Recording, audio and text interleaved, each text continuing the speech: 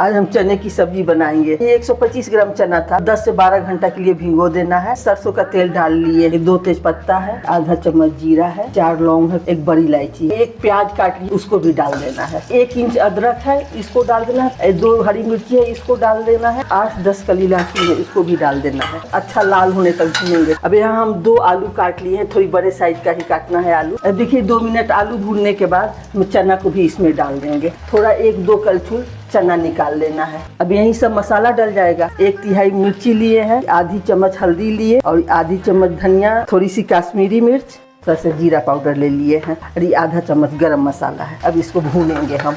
स्वाद अनुसार नमक डालना है। ये जो हम भुना हुआ चना निकाले थे ना, उसको पीस कर इसमें डाल देना है। अब देखिए यही पानी डाल देंगे हम। अब इसको हम 4-5 सीटी लगाएंगे। चने की सब्जी बन के तैयार है। देखिए कितना बढ़िया सब्जी आया है। और वीडियो को जरूर लाइक करिएगा, चैनल को सब्सक्राइब करिएगा।